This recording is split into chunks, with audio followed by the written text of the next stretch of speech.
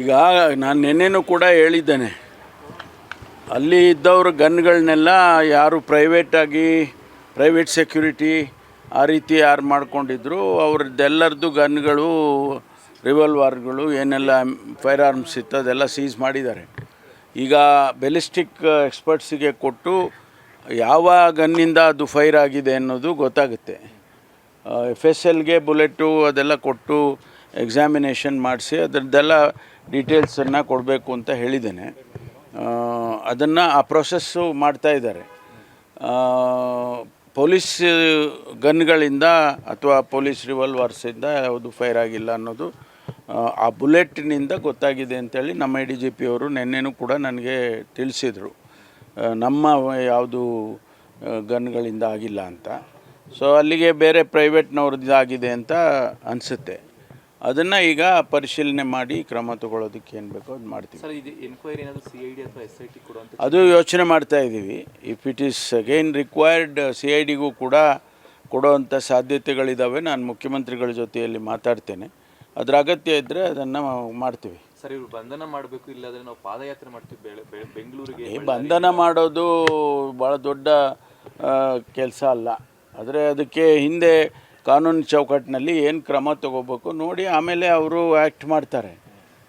ಈಗ ಉದಾಹರಣೆಗೆ ಯಾರೋ ಪ್ರೈವೇಟ್ನವರು ಇಂದ ಫೈರ್ ಆಗಿದೆ ಅಂತ ಇಟ್ಕೊಳ್ಳಿ, ಅದರದ್ದು ತನಿಖೆ ಆದಮೇಲೆ ಆ ವ್ಯಕ್ತಿ ಯಾರು ಫೈರ್ ಮಾಡಿದ್ದಾರೆ ಅವ್ರ ಮೇಲೆ ಕ್ರಮ ತಗೊಳ್ಳೇಬೇಕಲ್ಲ. ಬಂಧನ ಇರ್ಬೋದು, ಮತ್ತೊಂದು ಇರ್ಬೋದು, ಅದು ಮಾಡ್ತಾರೆ. ಪ್ರೊಸೀಜರ್ಸ್ ಅವೆಲ್ಲ. ನನಗೇನು ಬಂದಿಲ್ಲ ಇನ್ನು, ನನಗೇನು ಇನ್ನೂ ಬಂದಿಲ್ಲ. ಬಂದ ಮೇಲೆ ಅದಕ್ಕೇನು ಸೂಕ್ತವಾದ ಕ್ರಮ ತಗೊಳ್ತೀವಿ. ಈಗಾಗಲೇ ಅವರು ಕಂಪ್ಲೇಂಟ್ ಕೊಟ್ಟಿದ್ದಾರೆ. ಆಮೇಲೆ ಈಗ MLA ಅವರು ಕೂಡ ಅವ್ರ ಕಡೆಯಿಂದನೂ ಕೊಟ್ಟಿದ್ದಾರೆ. ಸೊ ಎರಡನ್ನೂ ಕೂಡ ತಗೊಂಡು ಪರಿಶೀಲನೆ ಮಾಡ್ತಿದ್ದಾರೆ. ಅವರು ಇನ್ವೆಸ್ಟಿಗೇಷನ್ ಮಾಡಬೇಕಲ್ಲ. ಸರ್, ಬಂದೂಕು ಮತ್ತು ಪೆಟ್ರೋಲ್ ಬಾಂಬ್ ಬಳಕೆ ಮಾಡಿ ಹತ್ಯೆಗೆ ಯತ್ನ ಮಾಡ್ತಿದ್ದಾರೆ. ಕಾನೂನು ಸುವ್ಯವಸ್ಥೆ ವೈಫಲ್ಯ ಆಗಿದೆ ಅಂತ. ಈಗ ಅದನ್ನೆಲ್ಲ ತನಿಖೆ ಆದಮೇಲೆ ಅದೆಲ್ಲ ಗೊತ್ತಾಗುತ್ತೆ. ತನಿಖೆಯಲ್ಲಿ ಬಂದೂಕು, ಹ್ಯಾಂಡ್ ಗ್ರೆನೇಡು ಅವ್ರೇನು ಹೇಳ್ತಾರೋ ಅವೆಲ್ಲನೂ ಕೂಡ ಆ ಆ್ಯಂಗಲ್ನಲ್ಲಿ ತನಿಖೆ ಮಾಡ್ತಾರೆ. ಅಲ್ಲಿ ಅಂಥ ಸಂದರ್ಭದಲ್ಲಿ ಯಾರಾದರೂ ಕೂಡ ಅವರೇನೋ ನಾಡ ಬಾಂಬು ಏನೋ ಹೇಳಿದ್ದಾರೆ, ಅವರು ಆ ಥರದ್ದೇನಾದರೂ ಪೆಟ್ರೋಲ್ ಬಾಂಬು ಏನೋ ಹೇಳಿದ್ದಾರೆ, ಅದೆಲ್ಲ ಪರಿಶೀಲನೆ ಮಾಡ್ತಾರೆ. ಜನಾರ್ದನ್ ರೆಡ್ಡಿ ಬಳ್ಳಾರಿಗೆ ವಾಪಸ್ ಆದಮೇಲೆ ಅಲ್ಲಿ ಲಾ ಆ್ಯಂಡ್ ಆರ್ಡರ್ ಸಮಸ್ಯೆ ಜಾಸ್ತಿ ಆಗ್ತಾ ಇದೆ ಅಂತ. ಅದು ಕೋಇನ್ಸಿಡೆನ್ಸೋ ಅಥವಾ ಏನೂ ಗೊತ್ತಿಲ್ಲ. ಅವರು ಬಳ್ಳಾರಿಗೆ ಬರೋವರೆಗೂ ಯಾವುದು ಗಲಾಟೆ ಆಗಿಲ್ಲ. ಅಲ್ಲಿ ಅವ್ರು ಬಂದ ತಕ್ಷಣ ಈ ರೀತಿ ಆಗಿದೆ. ಅದಕ್ಕೊಂದು ಕಾಕತಾಳೀಯ ಅಂತ ಹೇಳ್ಬೋದು, ಏನೋ ಗೊತ್ತಿಲ್ಲ. ಅದನ್ನು ನಾವು ಪರಿಶೀಲನೆ ಮಾಡ್ತೇವೆ. ಸರ್, SP ಅವ್ರದ್ದು ಆತ್ಮಹತ್ಯೆ ಯತ್ನ ಈಗ ಎಲ್ಲಿದ್ದಾರೆ ಏನು ಅಂತ ಏನಾದರೂ? ಇಲ್ಲ, ಅವರು ಬೆಂಗಳೂರಿಗೆ ಬಂದಿದ್ದಾರೆ ಅಂತ ನನಗೆ ಇನ್ಫಾರ್ಮೇಷನ್ ಕೊಟ್ಟಿದ್ದಾರೆ. ಅವರು ಅಲ್ಲಿಂದ ಅವರಿಗೆ ಮನಸ್ಸಿಗೆ ಬೇಜಾರಾಯಿತು ಹಾಗೆ ಅಂತೇಳಿ ಬೆಂಗಳೂರಿಗೆ ಬರುವಾಗ ಮಾರ್ಗ ಮಧ್ಯದಲ್ಲಿ ಯಾರೋ ಅವ್ರ ಸ್ನೇಹಿತರು ಅವ್ರದ್ದೇನೋ ಎಸ್ಟೇಟ್ ಇತ್ತು ಅಂತ ಅಲ್ಲಿ ರೆಸ್ಟ್ ತೊಗೊಂಡು ಆಮೇಲೆ ಬೆಂಗಳೂರಿಗೆ ಬಂದಿದ್ದಾರೆ ಅಂತ ಹೇಳಿದರು.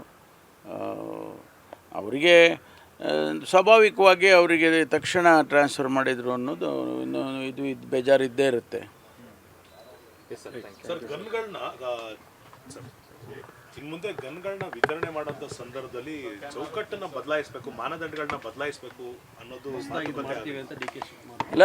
ಗನ್ ಲೈಸೆನ್ಸ್ ಕೊಡಬೇಕಾದ್ರೆ ಈಗಾಗಲೇ ನ್ಯಾಷನಲ್ಲಿ ಅದಕ್ಕೆ ಗೈಡ್ಲೈನ್ಸ್ ಮಾಡಿದ್ದಾರೆ. ಅದನ್ನೇ ಸ್ಟೇಟ್ನವರು ಅಡಾಪ್ಟ್ ಮಾಡ್ಕೊಂಡಿರ್ತಾರೆ. ಬರೀ ನಾವಷ್ಟಕ್ಕೆ ಮಾಡಿದರೆ ಆಗೋದಿಲ್ಲವಲ್ಲ. It's a national policy. ಒಂದು ವೇಳೆ ಅದರ ಅಗತ್ಯತೆ ಇದ್ದರೆ ನಾವು ಕೇಂದ್ರ ಸರ್ಕಾರಕ್ಕೆ ಬರೀತೇವೆ. Thank you.